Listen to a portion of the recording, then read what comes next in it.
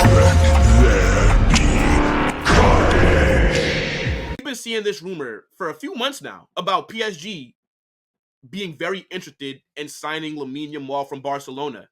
And the reported fee that they'd be willing to pay for him is 200 million euros, which I think is absolutely ridiculous. And by the way, I know Barca have to hate PSG because didn't they sign Neymar for about 200 M's?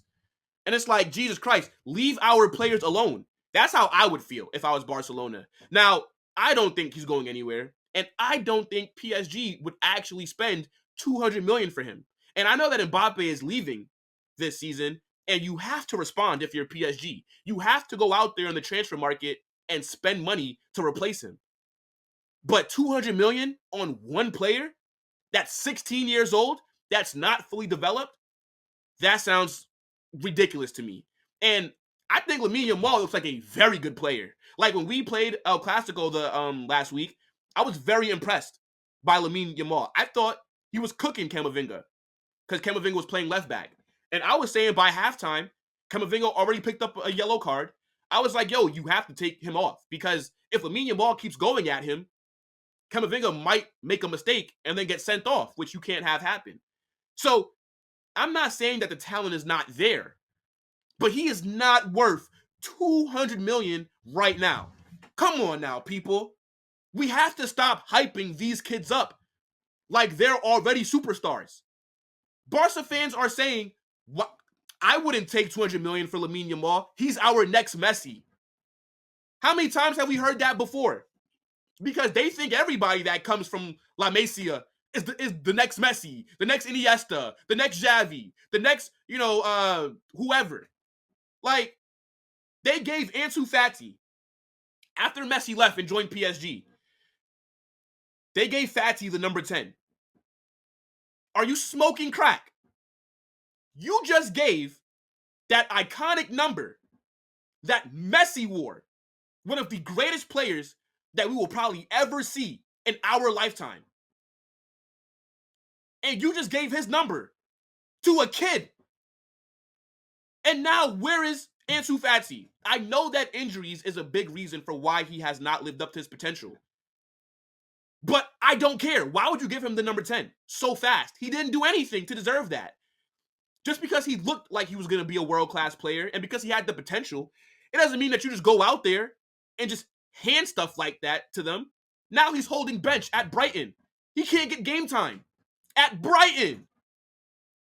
And when I look at Lamine Yamal, 16 years old, playing 90 minutes, week in, week out. That's too much.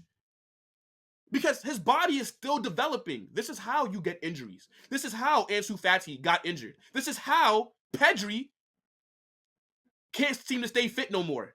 Because you've ran his body into the ground while it was still developing. If I'm Barcelona, I don't want Spain to call up Lamine Yamal, Pedri, or Kubarsi. Because you want to give them rest. Because you're playing them so damn much. It's actually ridiculous. And if this rumor is true, if PSG did bid 200 million for Lamine Yamal and Barca said no, they are out of their damn mind. Because you cannot say that you are in a financial crisis. You need players to take wage cuts. You don't have money to spend on transfers. But then you're out there rejecting 200 M's. Because now something's not adding up. Nobody that's broke is going to say no to 200 million. Let's just be honest here. And I don't believe Barca are as broke as they try to make it seem like. I think they're just doing that to get good deals in the transfer market because they don't want to be overpriced. Because all the times that Barca tried to spend big on players, they've all flopped. Coutinho, Dembele, Griezmann, we didn't forget. You guys can't do what Real Madrid do. We buy young players for good deals and we make them world class. Vinicius, 40-something million. Rodrigo, 40 million. Camavinga wasn't that much. I think Tchouaméni cost almost maybe 80 or 90 or something like that, but fair enough. The point is, we're not out there spending 130, 120. How much I spent for Dembele? Anyways, yeah, if this offer is real, I think if you're Barca, you have to do it. if your financial restraints are that much. But in theory, I wouldn't want to sell Lamine Yamal if I'm Barcelona either, just because with the potential that he's shown, he should be a top player in a few years. And I think he's well on his way there if he can keep developing. But I just think Barcelona have to relegate how much he's playing, because you do not want to end up running him into the ground. And by the time this guy is 20 or 21 years old, his body's finished. Like, you don't want that. So we'll see what happens. But I think he is the future of Barcelona.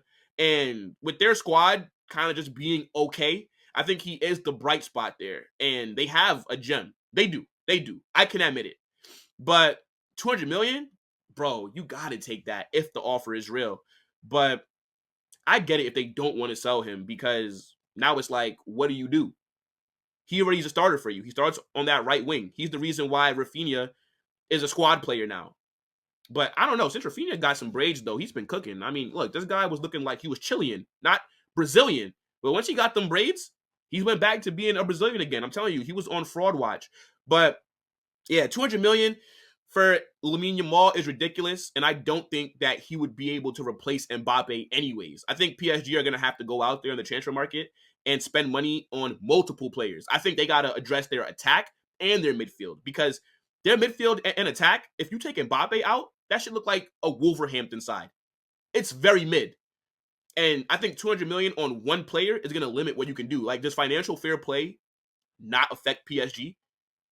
Because then how do you spend, let's say, 200 M's on Lamine Yamal, and then how are you going to go out there and then get another striker? How are you going to go out there and get another midfielder? Because outside of Warren Zaire-Emery, and I guess Vitinha, who's been decent for them, their midfield options are not all that. So they got to go address a few positions there. But yeah, man, we will see.